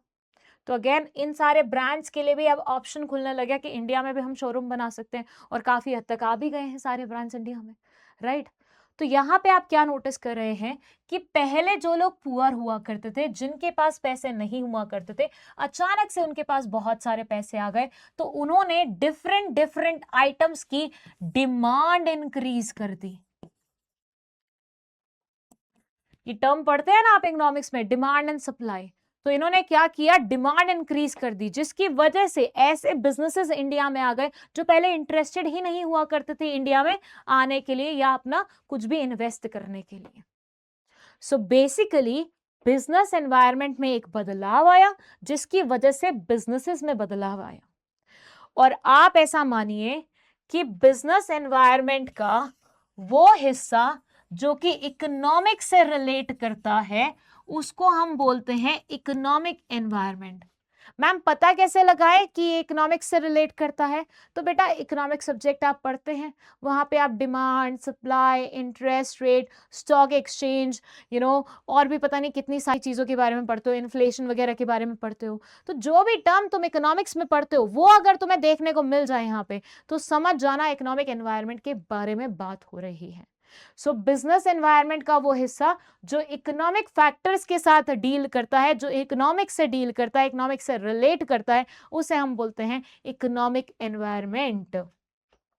फॉर एग्जाम्पल आप यहां पे देख सकते हैं, इंटरेस्ट रेट्स, बैंक के इंटरेस्ट रेट्स चेंज होते हैं, इन्फ्लेशन रेट, महंगाई बदलती है, change in disposable income. Disposable income का मतलब होता है आपके पास लास्ट में जो इनकम बची है स्पेंड करने के लिए, सारे टैक्सेस वैक्सेस सब कुछ हटाने के बाद, तो अगर उसमें बदलाव हो रहा है, stock market indices, NSC, BSE, इन सब में बदलाव हो रहा है, या फिर रुपये की वैल्यू बदल रही है, पहले $1 आता था 70 रुपए का, अब $1 आता है 80 रुपए का, अगर ये चीज चेंज हो रही है, तो ये सारे इकोनॉमिक फैक्टर्स कंसिडर किए जाते हैं, और इनकी वजह से अगर बिजनेस पे कोई भी फर्क पड़ता है तो वो इकोनॉमिक बिजनेस एनवायरनमेंट का हिस्सा माना जाता है। अंडरस्टूड? और पहचानने का क्राइटेरिया मैंने आपको बता दिया है, कभी भी केस स्टडी आती है यहां से आपको बस यही पहचानना है कि क्या ये टर्म इकोनॉमिक्स में मैंने पढ़ी है। इफ यस तो आंसर आपका क्या होगा, इकोनॉमिक एनवायरनमेंट होगा। क्वेश्चन किस किस्म के आते हैं, वो आपको एक केस बेस्ड मतलब केस स्टडी दे देते हैं, जिसमें वो आपको पूरा एक सिनेरियो समझाएंगे और लास्ट में आपसे पूछेंगे कि ये out of all the 5 dimensions कौन सी वाली डायमेंशन का हिस्सा है, तो आपको पहचानना होता है वो। ठीक है, चलो let's move to our second dimension, that is social environment.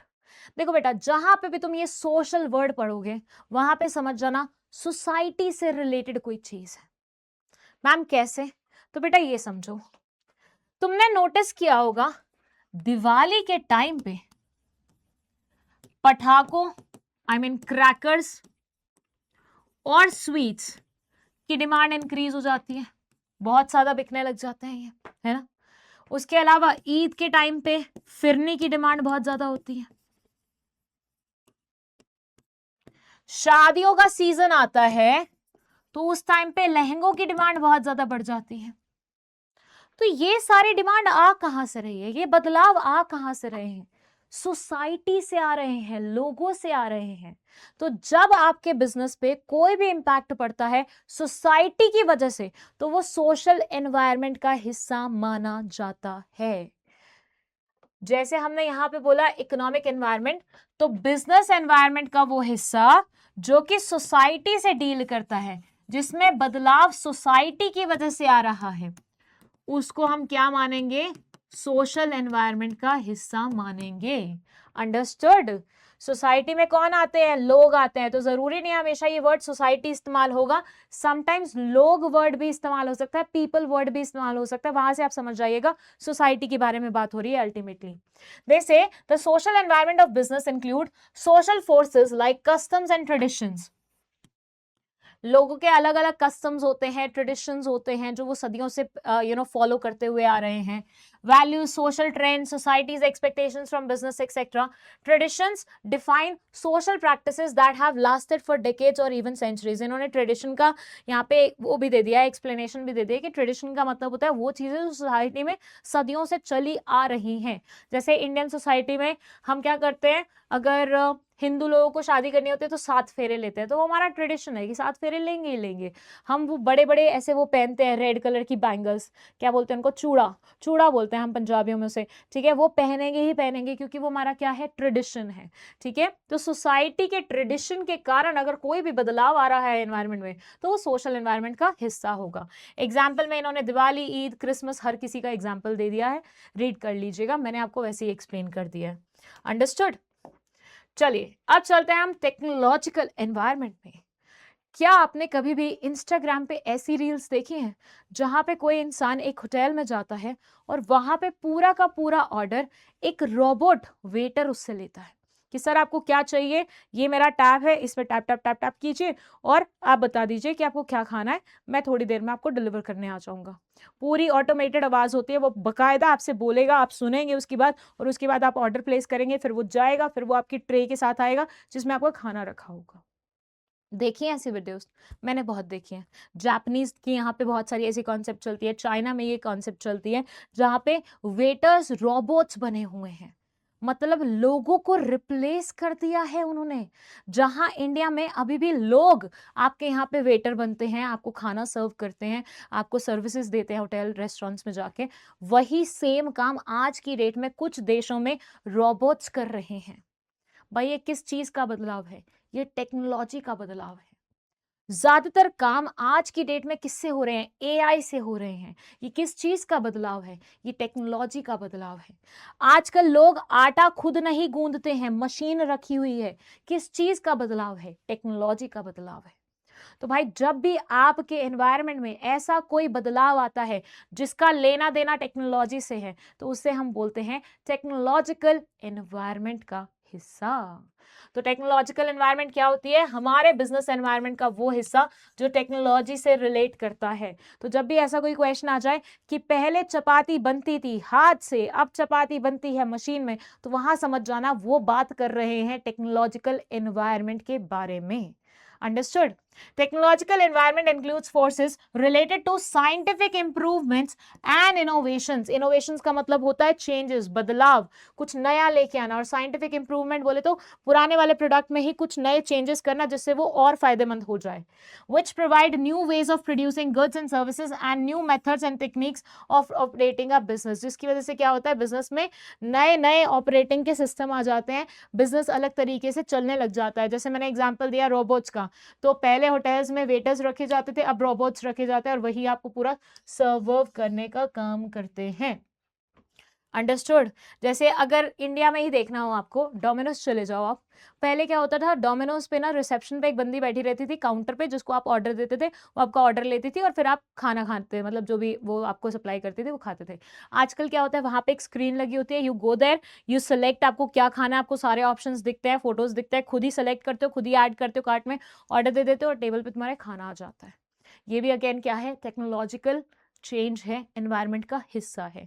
ठीक है. अच्छा, तुम ऐसे चीजें, मतलब जब भी तुम्हें आंसर में कोट करना होगा, तुम अगर ऐसे एग्जांपल्स लिखोगे जो आसपास हो रहे हैं, तो तुम्हें ज्यादा मार्क्स मिलने की प्रोबेबिलिटी है. ओके, ज्यादा मार्क्स मिल सकते हैं वहां से तुम्हें. चलिए, इसके बाद आता है पॉलिटिकल एनवायरनमेंट. नाम से समझ में आ रहा है ना, आजकल तो वैसे ही बहुत ज्यादा लाइमलाइट में है पॉलिटिक्स, राइट.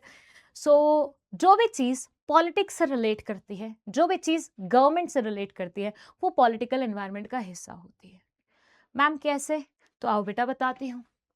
देखो, एक जमाना हुआ करता था जब हमारे यहाँ पे कांग्रेस राज करती थी. कांग्रेस के टाइम पे आपने देखा होगा अलग किस्म के बिजनेसमैन थे जो काफी मुनाफा कमाते थे, जिनका बिजनेस बहुत अच्छे तरीके से ग्रो करता था. देखा. अब एक आधा कोई ऐसा बिजनेस का नाम लिख दो, मैं समझना चाहती हूँ तुम्हारे करंट अफेयर्स की कितनी नॉलेज है. ऐसा कोई बिजनेस बता दो जो कांग्रेस के टाइम पे बहुत चला होगा. वहीं पे क्या हुआ, बदलाव आया, बीजेपी पिक्चर में आ गई और आज की डेट में कौन चलता है वो तो आपको पता ही है, अंबानी जी, अदनानी जी, यही चलते हैं ना। तो क्या बदलाव आया, क्या फर्क पड़ा? एक अलग पॉलिटिकल पार्टी थी, एक अलग गवर्नमेंट थी, तो वो कुछ बिजनेसेस को सपोर्ट करती थी। दूसरी गवर्नमेंट आई, वो कुछ और किस्म के बिजनेसेस को सपोर्ट करने लग गई। सो गवर्नमेंट में बदलाव आया, उसकी वजह से बिजनेसेस में बदलाव आ गया।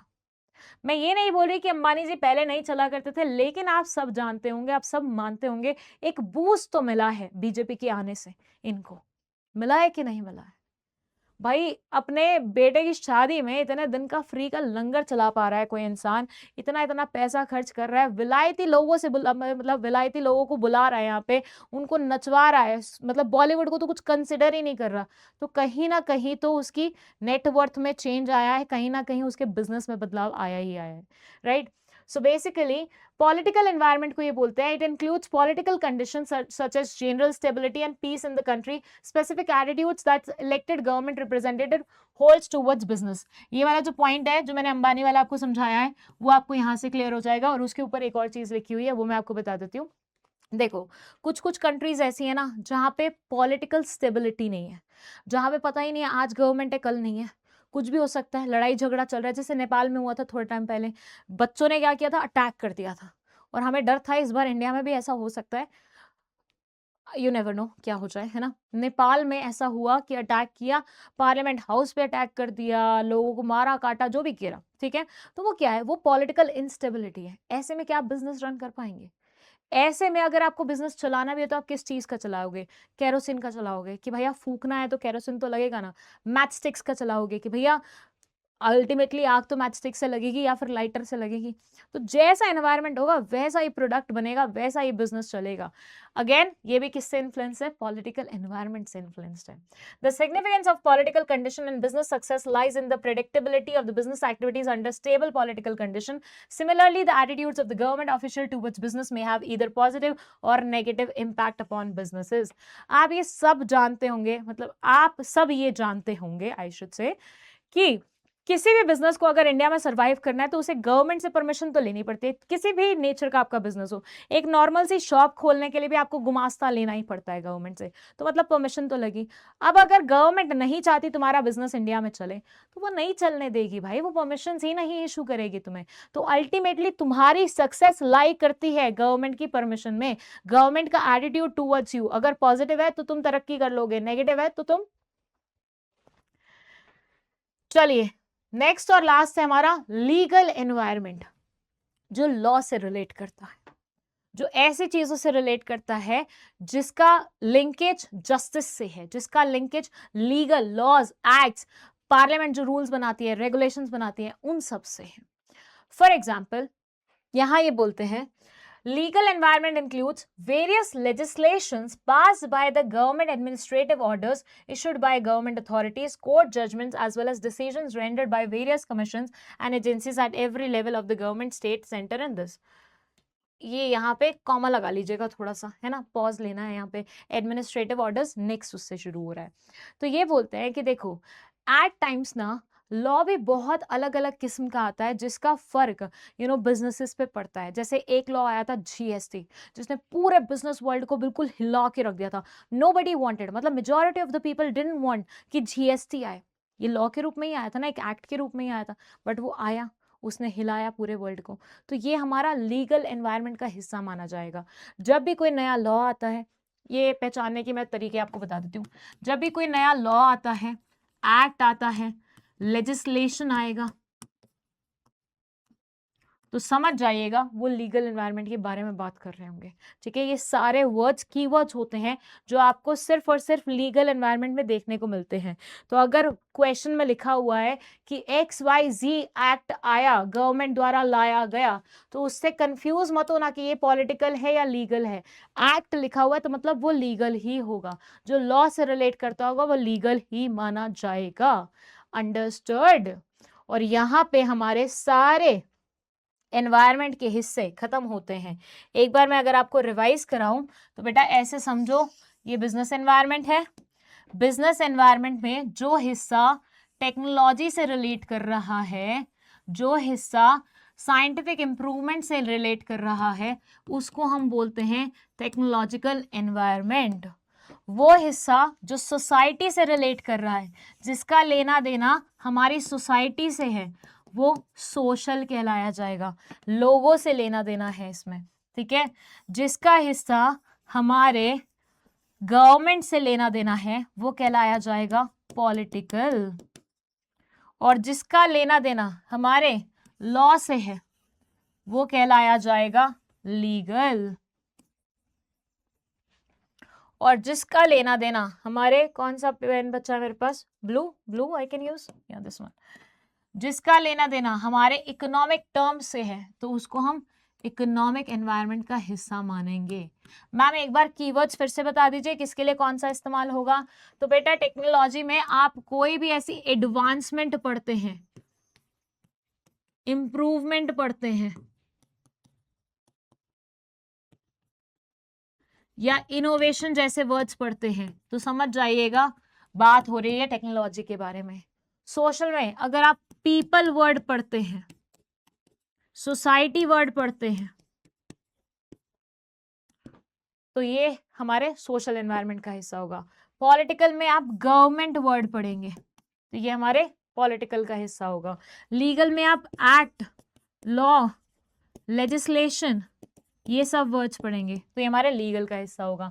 एंड इकोनॉमिक्स में आप इकोनॉमिक की कोई भी term, demand and supply, inflation, ये सब पढ़ेंगे तो इकोनॉमिक्स का हिस्सा होगा।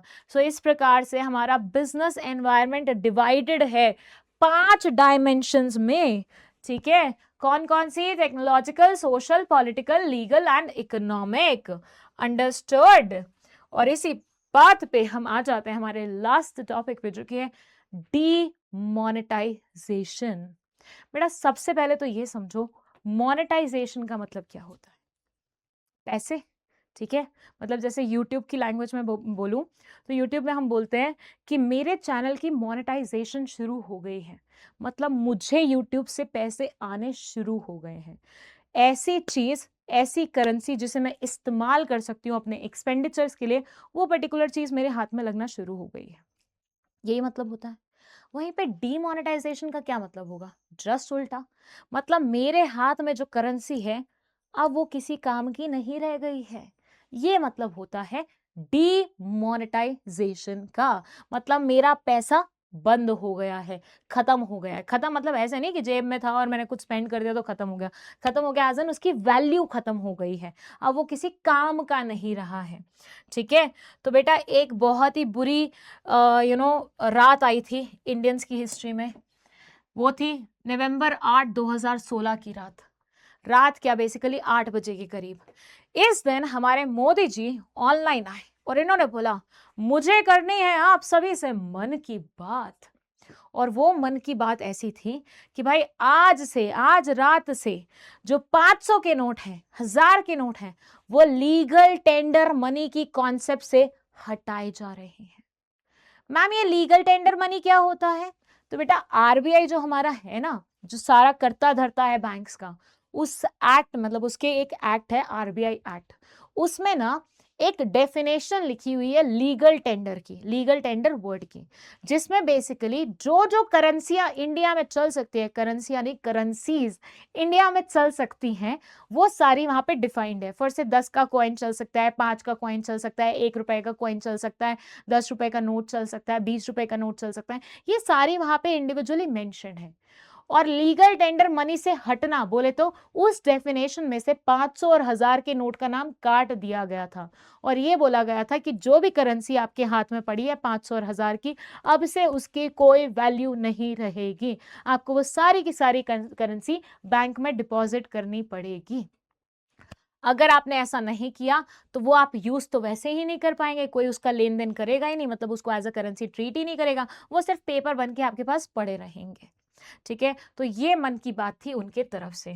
इन्होंने बोला 2 लार्जेस्ट डिनोमिनेशन, जो 2 सबसे बड़े नोट्स थे 500 और 1000 के, वर्ड डिमोनेटाइज, मतलब अब से ये मनी की, करेंसी की डेफिनेशन में आएंगे ही नहीं, इनको माना ही नहीं जाएगा एक एक्सचेंज का माध्यम।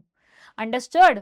This led to 86% of the money in circulation invalid। 86%। Ma'am इतनी सारी हो गई थी? तो बेटा यहाँ पे पढ़ लो, लिखा हुआ है टू लार्जेस्ट डिनोमिनेशन। अगर कोई भी इंसान सेव करके रखता था अपने पास पैसे, तो वो सबसे बड़ी करेंसी ही सेव करके रखना पसंद करता है। 500 और 1000 के नोट ही सेव करना पसंद करेगा। 10-10 के बंडल रखेगा तो भैया कितनी सारी हो जाएंगी बंडल्स। इसलिए कोई भी सेविंग करता है इंसान तो वो छोटे छोटे बंडल्स रखने की कोशिश करता है। इसके लिए उसको लार्जेस्ट डिनोमिनेशन, जो सबसे बड़े नोट्स होते हैं, वो रखने पड़ते हैं। तो 86% की जो मनी थी वो सर्कुलेशन से इनवैलिड हो गई। ठीक है। The people of India had to deposit the invalid currency in banks which came along with the restriction placed on the cash withdrawals. ये बोलते हैं कि आपके पास जितनी भी 500 और 1000 के नोट्स थे वो सारे के सारे आपको बैंक में डिपॉजिट करने पड़ेंगे, और आप कैश विड्रॉल्स भी कम कर पाओगे, क्योंकि नई वाली करेंसी पब्लिक अभी वही नहीं की थी, प्रिंट ही नहीं हुई थी।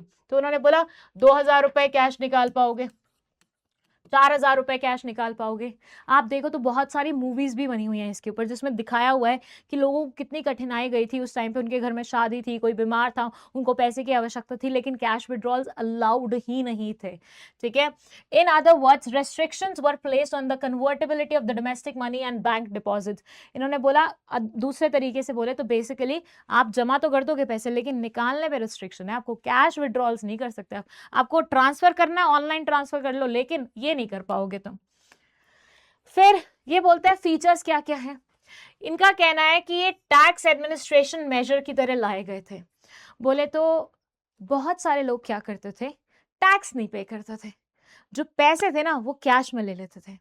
फॉर एग्जाम्पल, एक डॉक्टर है, ठीक है, वो 4 हॉस्पिटल्स में काम करता है।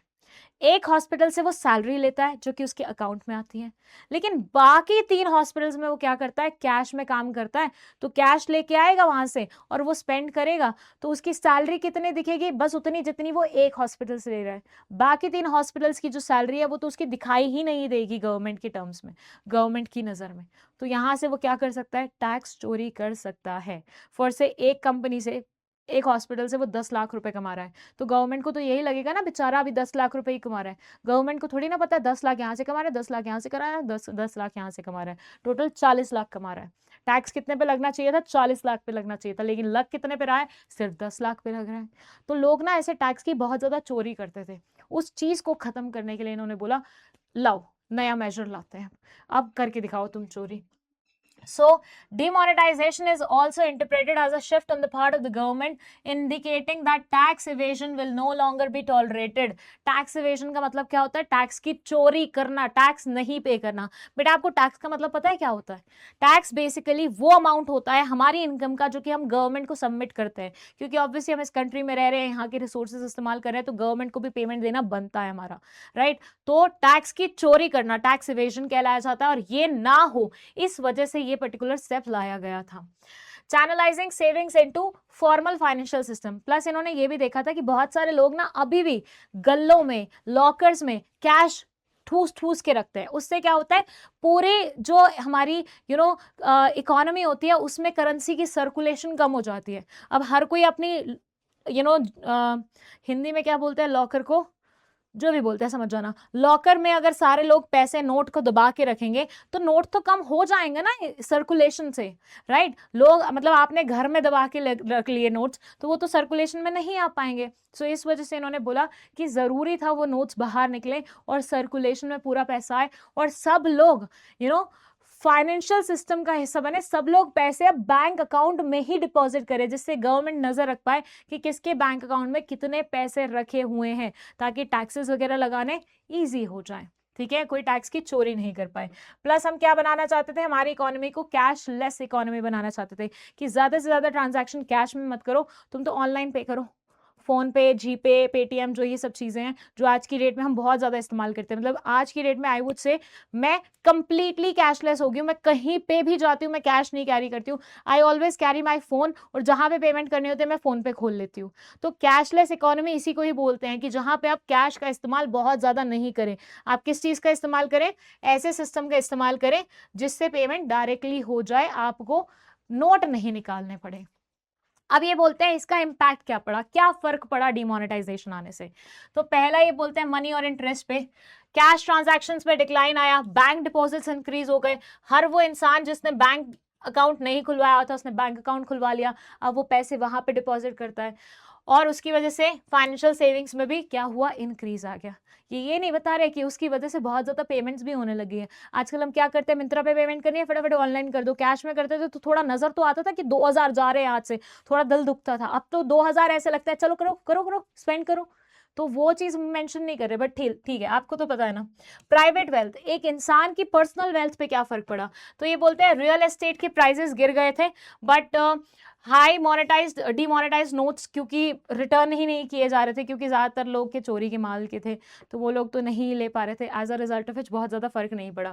पब्लिक सेक्टर वेल्थ पे कोई इम्पैक्ट नहीं पड़ा। डिजिटलाइजेशन पे काफी इम्पैक्ट पड़ा, लोगों ने फोन पे, पेटीएम, जीपे ये सब इस्तेमाल करना शुरू कर दिया, बैंक के मोबाइल बैंकिंग फीचर इस्तेमाल करना शुरू कर दिया। रियल एस्टेट प्राइसेस डिक्लाइन हुए, घर वगैरह जो भी होते थे उन सबके प्राइसेस डिक्लाइन हुए। Tax collection, rise in income tax collection because of increase disclosure. Government ने ये भी स्कीम लाई थी कि अगर आपने पहले टैक्सेस नहीं पे किए हैं तो अब पे कर दो, आपकी इनकम में से हम बाकी का पैसा आपको लौटा देंगे। तो उसकी वजह से काफी हद तक टैक्स कलेक्शन बढ़ गया था, गवर्नमेंट के पास अच्छा खासा मोटा पैसा आ गया था। ठीक है, पॉजिटिव पॉजिटिव चीजें बताई हैं यहाँ पे, नेगेटिव चीजें नहीं बताई हैं, क्योंकि ऑब्वियसली गवर्नमेंट के अगेंस्ट नेगेटिव चीजें नहीं बताई जा सकती हैं, राइट। सो यहाँ पे हमारा ये चैप्टर समाप्त होता है, और आपके सामने पेश है ऐसा क्यूआर जिसको स्कैन करके ये जो लेक्चर आपने पूरा देखा है, इसमें जो भी स्लाइड्स इस्तेमाल की थी वो सब मिल सकती हैं आपको एज नोट्स। ठीक है, तो आपको क्या करना है, इसका स्क्रीनशॉट लो बढ़िया सा, या स्कैन कर लो दूसरे फोन वगैरह से, और जाके ऐप पे नोट्स कलेक्ट कर लो। अगर तुम चाहते हो पीडब्ल्यू कॉमर्स वाला क्लास 12th का व्हाट्सएप चैनल पे तुम्हें नोटिफिकेशन आती रहे, प्लस तुम उसे एनरोल करो, तो उसके लिए वो क्यूआर है, और टेलीग्राम के लिए ये क्यूआर है। दोनों को ही फॉलो कर लेना, यहाँ पे अपडेट्स आती रहती है रिगार्डिंग क्लासेस, क्वेश्चंस पूछे जाते हैं, बहुत सारे एक्स्ट्रा चीजें आपको मिलती रहती हैं इन दोनों प्लेटफॉर्म्स पे। तो कर लोगे तो बढ़िया ही होगा तुम्हारे एंड पे। And that's it. बहुत बहुत शुक्रिया आप सभी का ये लेक्चर यहाँ तक देखने के लिए। आई होप आपको सारी चीजें बहुत अच्छे तरीके से समझ में आई होंगी। कोई भी डाउट है आप कमेंट सेक्शन में लिख सकते हैं, मैं वहां से जरूर चेक करती हूँ आपके कमेंट्स और रिप्लाई करने की भी कोशिश करती हूँ। प्लस अगर कोई भी फीडबैक है आपका, पॉजिटिव नेगेटिव कुछ भी ऐसा, तो दैट इज मोस्ट वेलकम, आप लिख सकते हैं कमेंट सेक्शन में उसे। एंड दैट्स इट, अब हम मिलेंगे हमारे नेक्स्ट लेक्चर में। Till then, bye bye.